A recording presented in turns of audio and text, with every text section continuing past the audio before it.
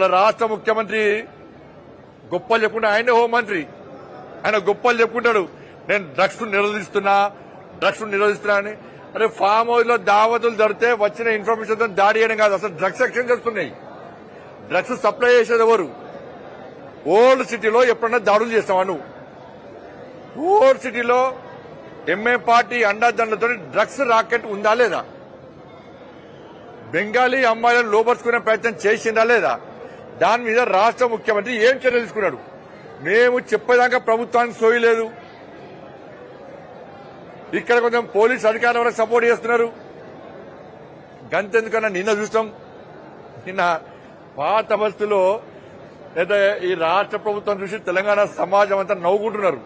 ఎందుకంటే ముఖ్యమంత్రి home minister ఇక్కడ అక్రమంగా నిర్మాణాలలో రోడ్ల మీద ట్రాఫిక్ ఇబ్బంది కలిగించే విధంగా ఉన్నటువంటి నిర్మాణాలను తొలగించడానికి కార్పొరేషన్ అధికారులు వస్తే, పోలీస్ బందోబస్తు వస్తే వాళ్ళ కూల్చేసే సమయంలో పోలీస్ అధికారుల మీద కార్పొరేషన్ సిబ్బంది మీద దాడి చేశారు ఎంఏ పార్టీలు. సాక్షాత్ ఎమ్మెల్సీ కూడా దాడి చేస్తే కనీసం ఏ ఒక్క వ్యక్తిని కనీసం ఆపే ప్రయత్నం చేయలే. ఇలా అక్కడ గోరక్షను గోవధ నిషేధ చట్టాన్ని అమలు చేయాలని చెప్పి గోవులను వధించడానికి ప్రయత్నం చేస్తుంటే అక్కడ ఆ గోవులను పోలీసులు పట్టించే ప్రయత్నం చేస్తే మా వాళ్ళు మాత్రం నాన్ అవైలబుల్ కేసు పెట్టి లోపడేస్తారు. వాళ్ళు పోలీసులను దాడులు చేయలే. గోవులను రక్షించడానికి ప్రయత్నం చేస్తే నాన్ అవైలబుల్ కేసు పెట్టి జైలు చేస్తున్నారు. ఇక్కడ ఓల్డ్ సిటీలో కార్పొరేషన్ అధికారుల మీద పోలీసుల మీద దాడులు చేస్తే కూడా చర్యలు తీసుకున్న పాపన పోలే. ఇది రాష్ట్ర ముఖ్యమంత్రి చేతగాంతనం.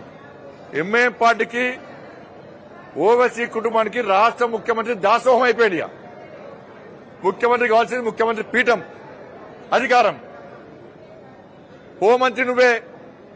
పోలీసుల మీద దాడి చేసిన వీడియో సోషల్ మీడియాలో దేశం మొత్తం చక్కెర కొడుతుంది. మా రాష్ట్ర ముఖ్యమంత్రికి తెలుసో తెలియదు.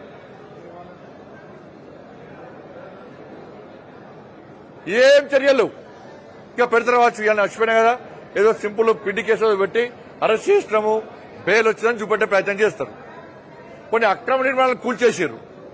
కూల్చేసినాక ఇవాళ ఏమైంది? వాళ్ళ మళ్ళా ఎంఐ పార్టీ నాయకులు వచ్చి జిహెచ్ఎంసీ వాళ్ళు పోలీసు వాళ్ళు కూల్చేసినటువంటి అక్కడ బాధ్యత ఎంఐ పార్టీ ఎమ్మెల్యేలు ఉండి మళ్ళా తిరిగి నిర్మాణాలు చేపడుతున్నారు. ఎంత చేవజచ్చిన ప్రభుత్వం కాంగ్రెస్ పార్టీ ప్రభుత్వం అంటే, చేతగాని ముఖ్యమంత్రి, చేతగాని హోంమంత్రి బాధ్యతలు వేస్తున్న ముఖ్యమంత్రి సమాధానం చెప్పాలి. నీ ప్రభుత్వ హయాంలో జిహెచ్ఎంసీ కార్పొరేషన్ అధికారులు పోలీసులు వచ్చి అక్రమాలు గురిపేస్తే నీకు ఛాలెంజ్ చేసే ముఖ్యమంత్రి నీతో ఏం కాదు, నువ్వు హోంమంత్రి ఉన్నా నీతో ఏం కాదు, మీ వాళ్ళు వచ్చి కూలగొడితే మేము బాధ్యత కట్టిస్తున్నామని చెప్పి సవాల్ చేస్తే ఇలా రాష్ట్ర ముఖ్యమంత్రి చేతులు ముసుకొని కూర్చోండి. ఇలా గదే హైడ్రాల పేదోళ్ళ ఇల్లు కూల్చేస్తే అక్కడ పేదోళ్ళు మా ఇళ్లను కూల్చకంటే లాఠీచార్జ్ చేసిరాడ. హైడ్రా పేరుతో పేదోళ్ళు ఇల్లు కూల్స్తే లాఠీచార్జ్ చేసిరు. పేదోళ్ళ మీద నాన్ అవైలబుల్ కేసులు పెట్టిర్రు. మహిళలను చూడకుండా పొట్టుబడి కొట్టిరు పోలీసులు. ఈ ఓల్డ్ సిటీలో పోలీసుల మీద దాడులు చేస్తే ఆధారాలుంటే, కార్పొరేషన్ సిబ్బంది దాడులు చేస్తే ఆధారాలుంటే కనీసం లాఠీ లేపే దమ్ము లేని పోలీసు అధికారులు కొంతమందికి ఉన్నారు. ఇవాళ పోలీసు అధికారుల సంఘం ఏమైంది? పోలీసుల మీద దాడులు చేస్తే కూడా లాఠీచార్జ్ చేసే దమ్ము లేకుంటే ఎందుకు ఈ పోలీస్ వ్యవస్థ? ఓల్డ్ సిటీ ఇచ్చిపెట్టిండా చెప్పాలి రాష్ట్ర ముఖ్యమంత్రి. ఎంఏం పాటలకు అప్పయిపోయిన అదనే నేను ఓల్డ్ సిటీలో ఏం చేయ, డ్రగ్స్ దందా చేసినా కూడా హిందూ అమ్మాయిని లోపరుచుకునే ప్రయత్నం చేసినా కూడా అక్రమ కట్టడాలను నిర్మూలించే ప్రయత్నం చేస్తే మా పోలీసులను కొట్టినా కూడా మేము ఏం చేయ, ఎంఏ వాళ్ళకు దారాదత్తం చేస్తామని చెప్పు.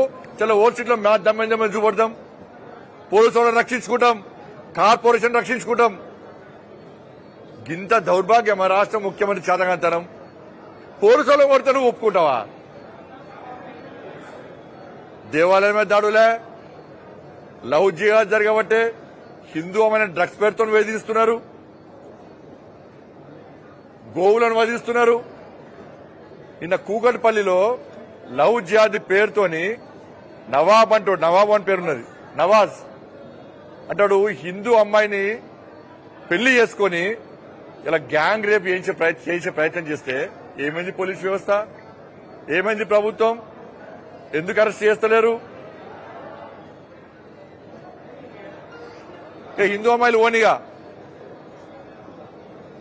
హిందువులకు రక్షణ వద్దిగా, వాళ్ళ ఓటు బ్యాంక్ పాలిటిక్స్ వాళ్ళే వాళ్ళ ఓట్లు మీకు మా అద్దిగా, మళ్ళీ బయటకు వచ్చి నేను దేవాలయం కట్టు కాదు. హిందూ సమాజం ఇవాళ తెలంగాణ రాష్ట్రంలో ప్రమాదంలో ఉంది, దాన్ని కాపాడు, ఫస్ట్ దాని గురించి మాట్లాడు. బాసర పోయట ఆదిలాబాద్ నట వేల కోట్ల రూపాయలతోనే అభివృద్ధి చేస్తాడు. ఈ పాత బస్తీని అభివృద్ధి చేయడం ఉండేది, నువ్వు ఉండే భాగ్యనగరాన్ని అభివృద్ధి చేస్తలేవు, ఒక్క పైసా ఇస్తలేవు. కేంద్ర ప్రభుత్వ నిధులు తప్ప ఒక్క పైసాలని హైదరాబాద్కి ఇచ్చినవా? ఇక్కడ ఏడోడట అక్కడ చేస్తాడు, ఆదిలాబాద్ చేస్తాడట. ఇది పెద్ద జోక్. ఇది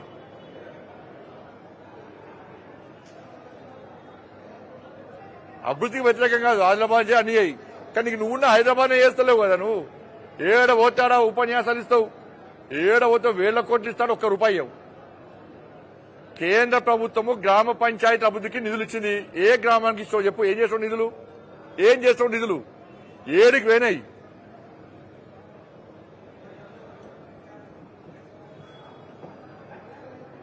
కాబట్టి రాష్ట్ర ముఖ్యమంత్రి వెంటనే స్పందించాలి. నిన్న పోలీస్ అధికారుల మీద, కార్పొరేషన్ సిబ్బంది మీద దాడి జరిగిన విషయాన్ని ముఖ్యమంత్రి తీవ్రంగా పరిగణించాలి. లేకుంటే పాత బస్తీ మొత్తం ఆగమాయమే ప్రమాదం ఉంది. ఇక్కడ గుండాలు రెచ్చిపోయే ప్రమాదం ఉంది. ఇవాళ మీరు తొలగించినటువంటి ఆ నిర్మాణాన్ని మళ్ళా కట్టిస్తున్నారు. ఇలా హైడ్రాలో కట్టుకోవడం తప్పు, ఇక్కడ కట్టుకోవడం మాత్రం ఒప్పు.